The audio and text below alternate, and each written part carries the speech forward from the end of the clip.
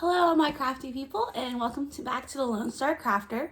My name is Rachel, and it has been a while since I have done an embroidery video. Life has just gotten kind of crazy in the way the last few months, but I am back, and I'm going to be showing y'all how to take a quilt that's already assembled. So it's got the top, it's got the batting, and it's got the back. I'm going to show y'all how to hoop it and then add some embroidery designs to it. Now, there's a few different ways that you can add machine embroidery to a quilt. This is my favorite because it looks like traditional quilting through all three layers, but it is a little bit tricky because obviously you're working with multiple layers. You're also having to deal with the fact that usually when we do machine embroidery, we have our bobbin thread in the bottom, and then we have our decorative thread on top. And normally you're not going to see the back.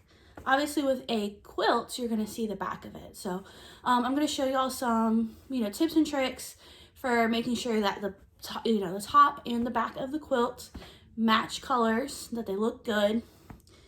And this is a really big quilt. It's a king size quilt, so it's going to be huge. So for a project like this, you're definitely going to need a lot of patience. And I would definitely recommend, if this is your first time doing machine embroidery through like 3 layers, like an actual quilt, start off way smaller, way smaller. It'll be a lot easier for you. I'm going to be working on my Janome Skyline S9. I'll be showing y'all what design I've chosen. I'll show you how I pick colors and things like that. And let's go ahead and get started. All right, y'all, so I'm here at my ironing table just because it's going to be the easiest place for me to hoop my quilt. So when we are hooping a quilt that's already 3 layers, you do not need any backing. I would say don't do any backing at all because it's going to be so thick in the hoop that you really don't want to add any more. You don't want to add any more layers to it. So I'm actually using, on my Janome, I'm using the RE20A hoop. So this hoop is larger, significantly larger than the design that I'm using. The design I'm using is only 5.5 by 5.5 inches. I think this is like a 6 by 10 hoop. Normally I would recommend an RQ14 hoop or whatever. Basically it wants a smaller hoop normally for the design. I've already went into my machine and told it bump up the hoop size, and that's because one, I'm hooping a quilt, so I'm hooping all 3 layers, so it's going to be really thick. So I want to have that extra support around the area of my design. Two, this quilt is very big. I said before that it is a king size quilt. I think it's actually bigger than a standard king size, and so there's going to be a lot of weight associated with it, and so I just want to give it a bigger surface area to sit in and all that good stuff. So first thing I do, obviously, is you want to take your little top piece out and you want to loosen it fairly significantly. And on this part, this is the part that really matters when you're doing machine embroidery on a quilt, or actually on any project really, but especially on a quilt, you really just want to take your time and have patience with it, get it hooped in there really nicely, and just be very careful when you move it from where you're hooping to the embroidery machine itself. So now, as far as placement on a quilt, that's going to be up to you. Do you have like a center quilt block that you want to add the design to? Are you adding it to the border? It just depends on the pattern of the quilts, and it depends on where you're wanting to put your embroidery design. So for this quilt, it's a fairly open. The top just has center blocks, center squares, and then big long columns on either side of those squares. So I'm not really too worried about my placement. I'm doing just like a simple paisley design, and so I just kind of want to scatter them all over the quilt actually. So almost like they're kind of raindrops falling on one side and things like that. So I'm not going to be too worried about the exact placement of these. I'm just going to try and scatter them kind of randomly. And so I would suggest that you start in the middle, especially on these bigger projects. Go towards the middle of your quilt, because especially on a big size like this, obviously, that's going to mean you're going to have the biggest bulk everywhere and all that kind of stuff. Now, I don't know if y'all can see this. I've already done some quilting on the, can you see it? Let me see. I can't really see it. There it is. I've already done a little bit of free motion quilting. I've stitched like the bulk of the quilt down so that it is together, and I would definitely recommend that. Do some just straight line quilting. You don't have to do free motion quilting. Do some straight line quilting to just piece the quilt together. It's gonna make it so much easier for you to hoop it and everything.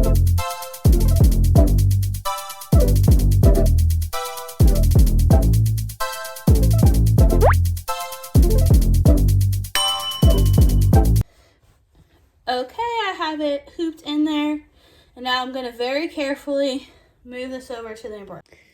Okay, y'all, I finally got my hoop on here with my quilt. My hoop did pop out as soon as I got to my machine, and I had to spend like 20 minutes and a lot of cursing to get it up and running for you. So I ended up having to do a binder clip right here. Alright, y'all, so you can see here I picked a nice little paisley design. This is about 5.5 by 5.5 inches, I think it said when I first brought it up. This is saying total design area 4 by 5.3. So it's a good size design.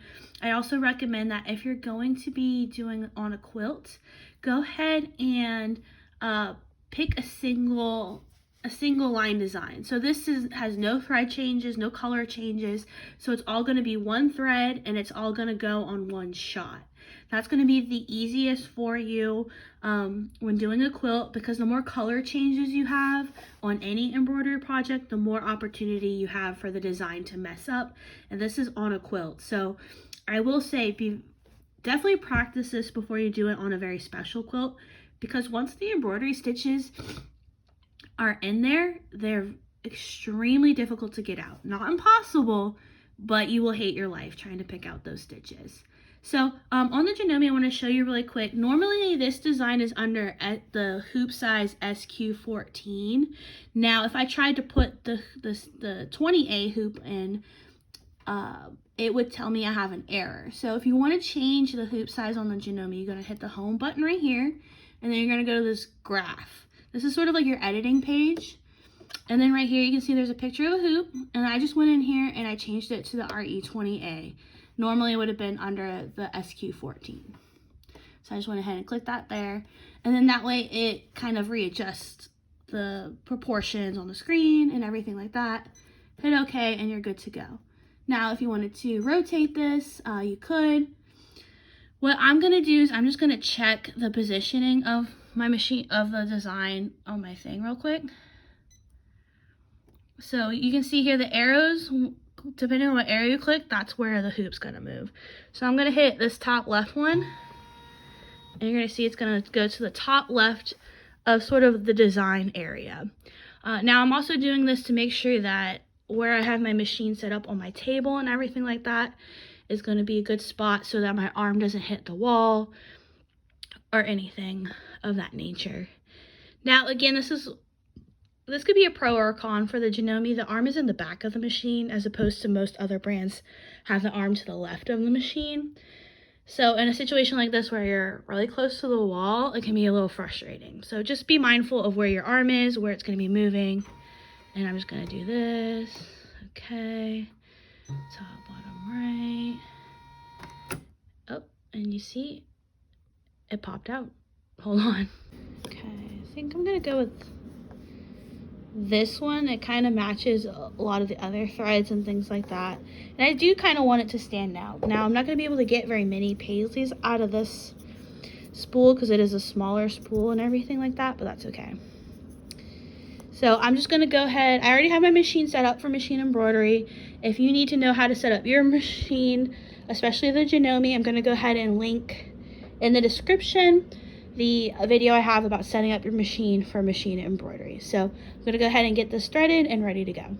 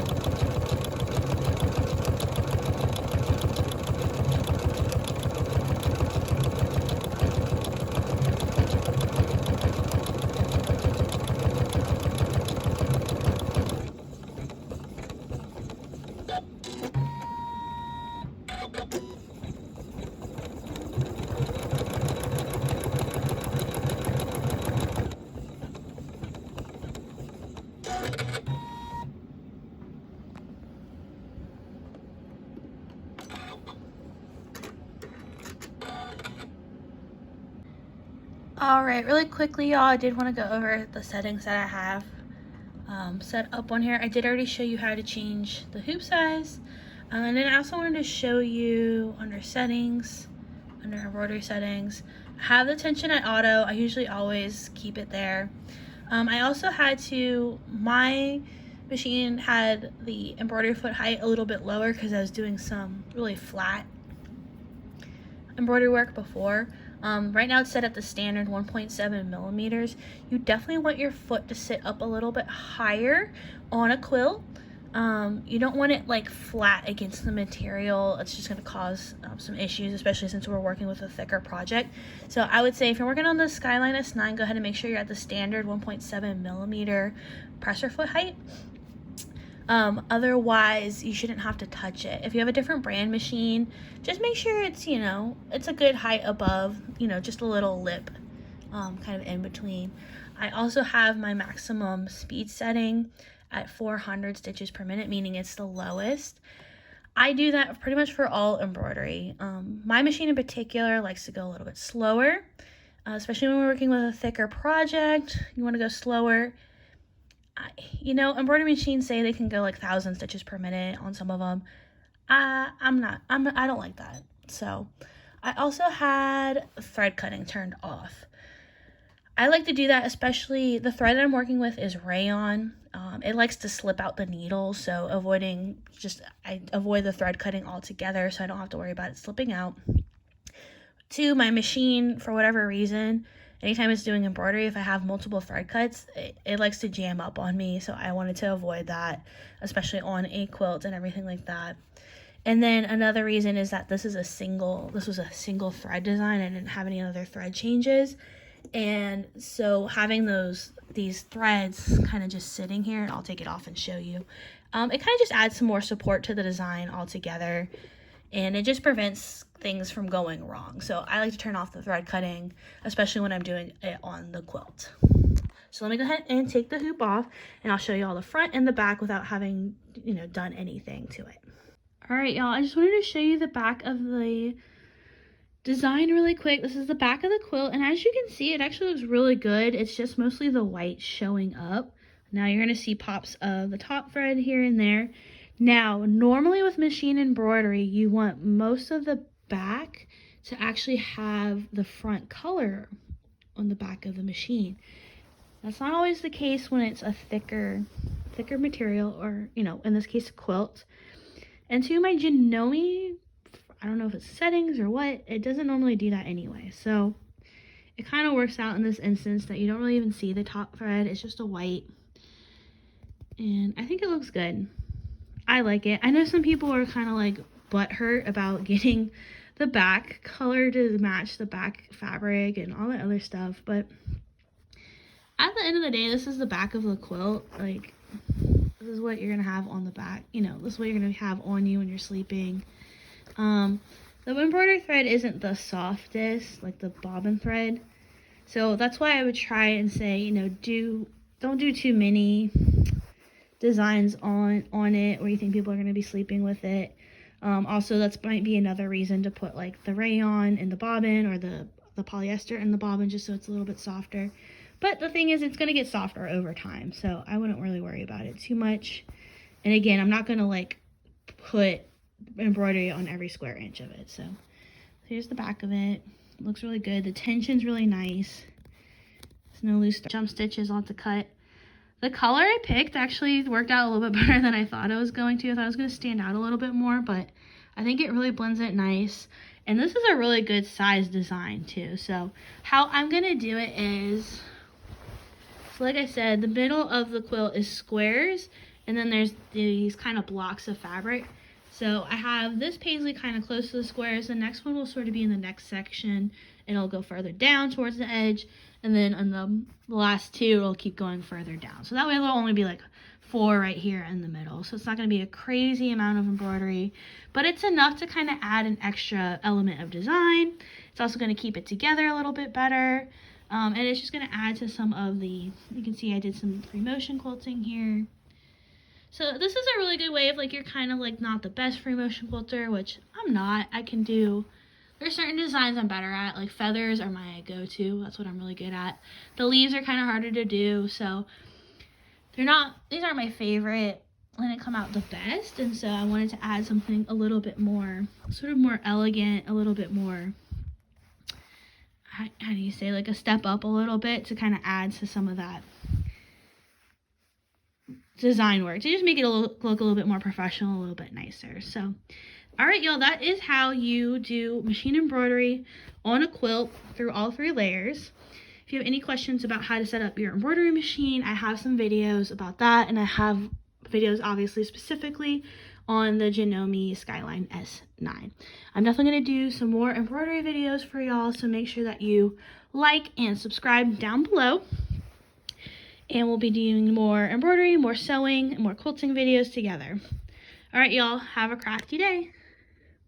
Hey y'all, I just finished editing the first part of this video, and I realized that I forgot to check in and show you a different paisley that I did. So the first one I left the regular white bobbin thread in. I didn't mind the way it looked, but I wanted to show you what it does look like when you match the back a little bit better. So this is the front of the quilt. So you can see it just blends in really well, even with a different color fabric. So there's one, and then there's one we did together. And then if you flip it over,